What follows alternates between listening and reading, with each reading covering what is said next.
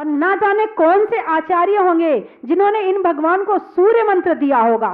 वो भी महान तपस्वी रहे होंगे जिन्होंने इनको सूर्य मंत्र दिया होगा, और वो भी महान पुण्यशाली हैं जो आज भगवान का अभिषेक और शांति धारा कर रहे हैं। वो भी महान पुण्यशाली है जो भगवान के दर्शन कर रहे हैं, भगवान की अभिषेक शांति धारा देख रहे हैं। और टीवी में भी देखते हैं ना आप? अरे बताओ ना, कितने बजे देखते हो? 7 बजे? बिल्कुल सही है, 7 बजे टीवी में रोज भगवान का अभिषेक आता है। प्रतिदिन करीब 1-1.5 साल से आ रहा है, और टीवी के माध्यम से दर्शन करके भगवान लोगों के हृदय में बस गए। ऐसे भक्त बन गए भगवान के कि वहीं से खबरें आती रहती हैं, और लाखों भक्त तो मात्र टीवी में देख करके भगवान के दर्शन के लिए आए। और एक बार जो दर्शन कर लेता है वो भगवान का हुए बिना नहीं रहता है। तो नख केश नहीं बढ़ना, पलके नहीं झपकना, और एक और अतिशय है, उपसर्ग नहीं होना। जब भगवान को केवल ज्ञान हो जाता है उसके बाद उनके ऊपर उपसर्ग नहीं होता है। उसके पहले तो जैसे पारसनाथ जी हैं, महावीर भगवान हैं, सुपार्श्वनाथ भगवान हैं, इनके ऊपर उपसर्ग हुआ है। कर्म है, काटने पड़ेंगे, चाहे तीर्थंकर हो चाहे कोई हो। कर्म के लिए सब बराबर है। जैसे हाई कोर्ट और सुप्रीम कोर्ट हो, चाहे कोई सी कोर्ट हो, वो जज के लिए सब बराबर हैं। ऐसे ही ये तो फिर भी घूसखोरी कर सकता है, मगर कर्मों के सामने कोई घूसखोरी नहीं चलने वाली है। कर्मों के लिए तीर्थंकर, कृष्ण, राम, बलराम सब बराबर है। सबको जिसने बुलाया है वो फल देके जाता है।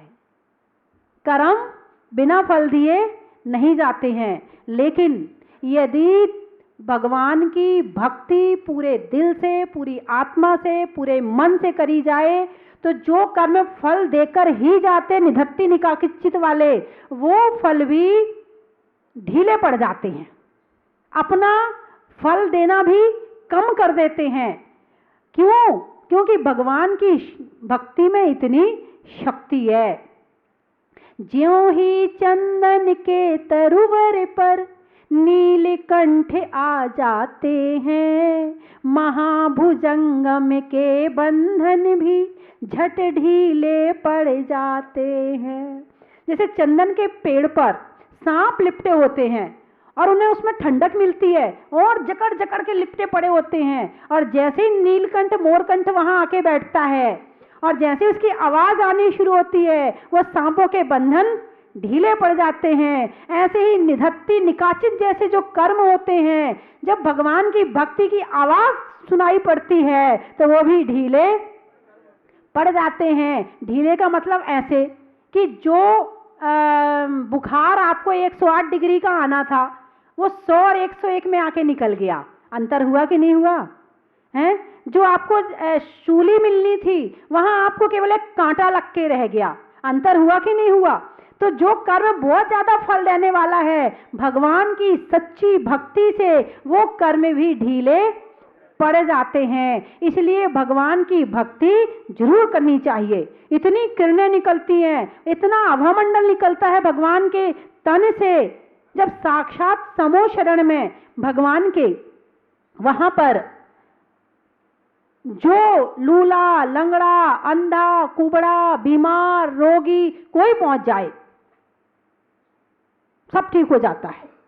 जिसकी आंखें ना हो, जन्म का अंधा भी हो, उसकी आंखें भी आ जाती है। ये डॉक्टर क्या काम करेंगे जो भगवान के समो शरण में होता है। भगवान, किसी ने कहा तुम्हारे भगवान करते क्या हैं, काय के भगवान हैं? मैंने पूछा क्यों? न किसी के हाथ दबाते, न किसी के पांव दबाते, न किसी को दवाई देते, न किसी बीमार की सेवा करते। मैंने कहा हमारे भगवान को किसी के हाथ पांव दबाने की जरूरत नहीं है। उनको छूकर जो हवा आती है, यदि वो हवा हमें छू जाए तो वैसे स्वस्थ हो जाएंगे। जरूरत ही नहीं है भगवान को किसी के हाथ पांव दबाने की। इतनी त्याग, इतनी तपस्या से इतनी शक्ति आई है कि वो शक्ति स्वयं को सुख तो मिला ही मिला है, और उनके सानिध्य में जो आ जाता है वो भी सुखी हो जाता है। इसलिए देव दर्शन, पूजा, भक्ति, विधान, जाप, माला पूरी भक्ति के साथ, पूरी आत्मा के साथ में करते रहने चाहिए। कुछ लोग कहते क्या होगा, क्या होगा ये ढोंग करने से, क्या होगा ये दिखाने से, लेकिन नहीं, आज नहीं हो रहा है, कभी तो होगा। अब आजकल के लोग जो है वो अंग्रेजी दवाई जैसे तुरंत आराम चाहते हैं। इधर हमने दवाई खाई, इधर से ठीक हो गया, लेकिन ध्यान रखना हर अंग्रेजी दवाई का साइड इफेक्ट है। बात समझ में आई कि नहीं आई? एक अंग को ठीक करती है और वही दवाई दूसरे अंग को खराब कर देती है। जो दवाइयां दर्द की होती हैं तुम्हारा दर्द तो ठीक कर देती हैं, कहीं किडनी पे असर डालेंगी, कहीं हार्ट पे असर डालेंगी, वो दूसरी चीज खराब कर देंगी। लेकिन भगवान की भक्ति जो है वो भले ही तुम्हें आज नहीं मिल पा रहा, उसका फल आगे मिलेगा, लेकिन उसका कोई साइड इफेक्ट नहीं है। जैसे होम्योपैथी की दवाई है, धीरे लगती है मगर साइड इफेक्ट नहीं होता है। ऐसे अंग्रेजी दवाई जैसे आप फल मत चाहे ना भगवान की भक्ति का। अब जैसे आप खेत में बीज बोते हैं, अब आज ही बीज बो और आज ही आपका पेड़ खड़ा हो जाए, उसमें फल लग जाए, कैसे हो सकता है? हो सकता है क्या? और जो आज कर रहे हैं कि आज रात को लौकी इतनी सी है, इंजेक्शन लगाया, सुबह इतनी बड़ी हो गई, उसमें बेकार है, बीमार करने वाली जहर है वो। लेकिन जो अपने आप बीज डाला हमने और वो अपने आप पेड़ बन के ऊपर आ रहा है, धूप, पानी, मिट्टी और जो स्वयं की खाद है उससे, उसका शरीर में असर कुछ और ही अच्छा होता है।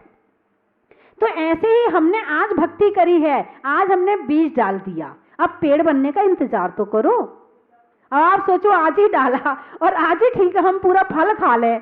कोई भी चीजें धीरे धीरे होती है। अब आप मौसम देखिए, मौसम एक दिन में नहीं बदलते यदि आपने कभी ध्यान दिया हो। अब बरसात जा रही है तो पहले आषाढ़ और सावन में खूब बारिश आएगी, खूब बारिश आएगी, फिर भादों में कभी आएगी कभी नहीं आएगी, कभी आएगी कभी नहीं आएगी, फिर उसके बाद में भादों के बाद कुंवार में फिर थोड़ी सी और कम हो जाएगी, हल्की हल्की गर्मी रहेगी, हल्की हल्की सर्दी रहेगी, फिर कार्तिक में फिर ठंड एक दिन ज्यादा पड़ जाएगी, फिर थोड़ी कम हो जाएगी, फिर एक दिन ज्यादा पड़ जाएगी, फिर कम हो जाएगी, फिर उसके बाद उसके आगे वाला जो महीना है उसमें ठंड जोरदार पड़ेगी। तो मौसम परिवर्तन एक दिन में तो नहीं हुआ ना, एक दिन में तो नहीं हुआ, 2 महीने लग जाते हैं मौसम परिवर्तन होने में, और एक दिन में एकदम सर्दी से एकदम गर्मी आ जाए, फिर देखो आपकी क्या हालत होगी। तो जैसा ये मौसम है, प्रकृति है, वैसे ही हमारी भक्ति है। आज ही माला फेरी, आज ही फल मत चाहो, समय लगेगा, आप प्रयास करते रहो, भक्ति से पढ़ते रहो, अपनी भक्ति में कमी मत करो। नहीं तो कुछ लोग कहते हैं क्या हो रहा भक्ति से, तुम तो इतनी माला फेरती, क्या हो रहा इससे? कहीं ना कहीं करंट डालना आप भूल गए हैं। यदि हम भक्ति का हमें लाभ नहीं मिल रहा है तो हमारी तरफ से कमी है। भक्ति में जो है उसमें कमी नहीं, भक्तांबर में कमी नहीं आ सकती है, पूजा में कमी नहीं कमी हमारी होगी, हमारी भावनाओं में कमी होगी। यदि हमारी भावनाओं में कमी है तो उसमें कमी आ सकती है, लेकिन भगवान में कमी नहीं आ सकती है। हम दूसरों को दोष देना बहुत जानते हैं, अपने आप को दोष देना नहीं जानते हैं। माला फेरने पे पता चला कुछ नहीं हुआ, अरे बेकार है, फालतू है, हम तो आज के बाद फेरेंगे नहीं माला। अरे तुम्हें क्या पता है कि तुमने तो शुरुआत करी थी, वेश बनाया था, जैसे आप मकान बनाते हो, नींव बनाते हो नहीं बनाते हो, बिना नींव को कोई एक मकान बनता क्या आज तक? तो नींव कहाँ बनानी पड़ती है, जमीन के ऊपर या जमीन के नीचे? तो जब तक नींव बनती है तब तक मकान दिखता क्या बन गया? नहीं दिखता है। उस नींव बनाने में भी कितना पैसा लग जाता है, और लोग कहें क्या फालतू पैसा खर्च कर रहा है, ये जमीन के अंदर तू क्यों मकान बना रहा है? अरे नहीं भाई, इस पे ही वो मकान आधारित होगा, ये नहीं बनाएंगे तो मकान का कोई वजूद नहीं होगा। अब हमने यदि धर्म का मकान बनाना है तो नींव भरने में भी तो टाइम लगेगा। हम कर कितना रहे, कितना धर्म कर रहे बताओ? कितनी माला फेरते, कितने भावों से फेरते, कितनी पूजा करते, कितने भावों से करते, कितनी तीर्थ यात्रा करते, कितने भावों से करते। तीर्थ यात्रा जाते हैं, गाड़ी में बैठ के गाने सुनते हैं, बताओ तीर्थ यात्रा हो रही तुम्हारी? यहां तुम गाने सुन के आए हो और उतर के भगवान के दर्शन करोगे, भाव लगेंगे क्या आपके? अरे रास्ते में भजन सुन के आओगे तो यहां उतर के भगवान दिखेंगे, और रास्ते में गाने सुन के आओगे तो वही फिल्मी तस्वीरें याद आएंगी। इसीलिए कभी भी तीर्थ यात्रा पर जाओ तो गाने मत सुनो। इंदौर वालों को कुछ दाल में काला लग रहा है,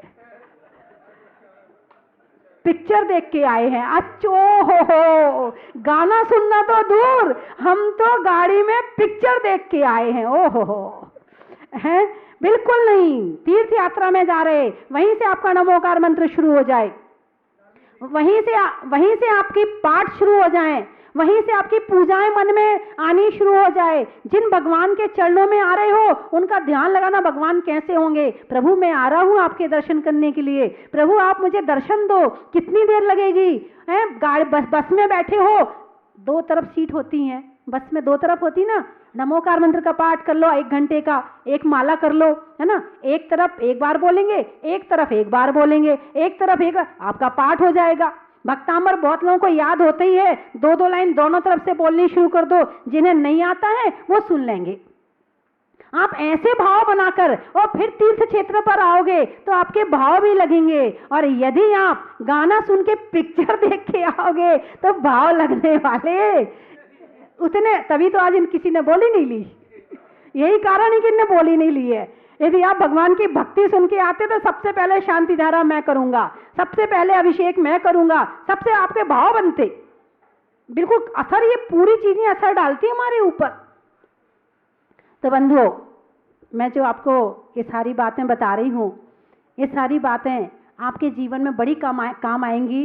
भगवान के ऊपर उपसर्ग नहीं होता है। यदि हम भी भगवान जैसा बनने का प्रयास करें तो कम से कम हमारे भी उपसर्गों में कमी आएगी। खत्म तो नहीं हो सकते, क्योंकि जब तक भगवान नहीं बन जाएंगे तब तक खत्म तो नहीं होंगे, लेकिन कमी जरूर आ जाएगी। तो कैसे बनना है भगवान, सुनना चाहते हो? अरे बोलो ना, कौन कौन सुनना चाहता है? हाथ उठा के बताओ। देखो अभी नहीं सुनाऊंगी। आप अपने घर में शाम को 6 बजे पारस चैनल खोल लिया करो, उसमें सुना दूंगी। अब रोज तो आप आ नहीं सकते ना, रोज तो आप यहाँ आ नहीं सकते हो, तो शाम को घर में टीवी में पारस चैनल खोल लिया करो, मैं रोज आपके घर आती हूँ। कौन कौन मुझे देखता? नहीं देखता? कौन कौन देखता है? अरे वाह, काफी लोग देखने वाले भी हैं और काफी लोग नहीं देखने वाले भी हैं। कुछ दुकान वाले होंगे, दुकान में बैठे रहते होंगे। अच्छा, दुकान पे ही देख लेते हैं, बहुत बढ़िया। तो आप लोग जो हैं वहीं बैठकर सुने। धर्म स्नेही बंधुओं, जब भगवान को केवल ज्ञान हो जाता है तो भगवान के ऊपर उपसर्ग नहीं होता है। जब केवल ज्ञान हो जाता है तब उपसर्ग नहीं होता है। इसका आपके ऊपर उपसर्ग होता कि नहीं होता? होता कि नहीं? अरे बोलो ना, होता है? घर का बोझ उपसर्ग ही है। क्या बात है, क्या बात है। ये किसी ने जबरदस्ती ये बोझ डाला नहीं है, खुशी खुशी लिया है। हाँ, शादी किसी की जबरदस्ती नहीं करनी पड़ती है। हाँ, राजी राजी अपनी मर्जी से। लोग तो भाग भी जाते हैं और बाद में पछताते हैं, अरे ये क्या कर लिया। शादी में बहुत सारी चीजें, बहुत सारी रस्में ऐसी होती हैं कि जो कहती हैं कि अभी भी छोड़ दो। आपको नहीं पता शायद, शादी में दूल्हे को घोड़ी पे बिठाया जाता है। बोलो हाँ, आप बैठे थे ना? सब बैठे थे? अच्छा ठीक है। हैं, ऊपर भी खुद आया था। तो शादी में दूल्हे को घोड़ी पे बिठाया जाता, और घोड़ा और घोड़ी ये तेज चलने वाले जानवर हैं, ये तेज चलने वाले जानवर हैं, तो इसलिए इस पे बिठाया जाता। अभी भी समय है, भाग जा, बच जा अभी भी, इसलिए बिठाया जाता है। पर दूसरी वार्निंग ये होती है कि दुल्हन की मांग भरी जाती है, दुल्हन की मांग भरी जाती है। सिंदूर का कलर कौन सा होता है? लाल। दुल्हन को जोड़ा कौन से कलर का पहनाया जाता है? लाल। यदि ट्रेन जा रही हो और लाल झंडी दिखा दो, ट्रेन वही रुक जाती है। तो ये लाल जोड़ा पहनाने का मतलब ये है कि अभी भी रुक जा, अभी भी भाग जा। और ये जो मांग भर रहा है ना, इसकी सारी जिंदगी मांग पूरी करनी पड़ेगी। तो मांग भर, वरना रहने दे। एक बार केवल इतना सा लगाना, ये तो बड़ा सरल है, सहज है, मगर सारी जिंदगी डिमांड पूरी करना, सारी जिंदगी मांग पूरी करना, ये बड़ा कठिन है। लेकिन फिर भी नहीं, खुशी खुशी करते हैं। अभी और देखो और क्या क्या हो रहा है शादी में। शादी में 7 फेरे लिए जाते हैं। कितने? 7 ही क्यों होते हैं मैं बताती हूँ आपको। और उन 7 फेरों में 6 फेरे में लड़की आगे होती है और 7वें फेरे में लड़के को आगे। आप भूले तो नहीं ना? फेरे लिए ना? सबने लिए होंगे। अरे मुस्कुरा क्यों रहे हो? सबने फेरे लिए और सब फेरे में पड़े हैं। तो तुमने फेरे नहीं लिए, फेरे पे पड़े हो तुम। अभी तक तो फ्री थे, अब चक्कर लगा के घूमोगे ऐसे ही। वहां तो 7 बार लगाए और सारी जिंदगी घूमना पड़ेगा 7 बार। और 7 नरक होती हैं। नरक कितने होते हैं? 7 नरक होते हैं। और स्त्री जो है 6वें नरक तक जाती है और पुरुष 7वें नरक तक जाता है। तो 6 फेरे में महिला आगे, नारी आगे होती, लड़की आगे होती है, और 7वें में लड़के को आगे कर देती है। यदि मैं 6वें तक गई तो तुम्हें 7वें तक जाना पड़ेगा। यदि मैं 6वें नरक गई तो तुम्हें 7वें में जाना पड़ेगा। और वहां से जो उपसर्ग शुरू होते हैं कुछ दिन के बाद में, और जो टेंशन शुरू होती है, फिर तो सारी जिंदगी निकल जाती है और टेंशन खत्म नहीं होती है।